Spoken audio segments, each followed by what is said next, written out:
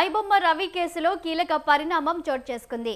ప్రహ్లాద్ అనే వ్యక్తి డాక్యుమెంట్లు రవి అపహరించినట్లు అనుమానాలు వ్యక్తమవుతున్నాయి.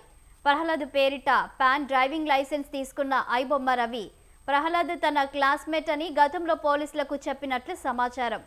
బెంగళూరు నుంచి ప్రహ్లాద్ను పిలిచి ప్రశ్నించిన పోలీసులు కస్టడీలో ఉన్న రవి ఎదుటే ప్రహ్లాద్ను విచారించారు.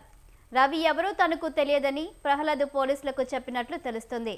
తన పేరుతో రవి పాన్ డ్రైవింగ్ లైసెన్స్ తీసుకున్నట్లు తెలిసి ప్రహ్లాద్ షాక్ అయినట్లు సమాచారం.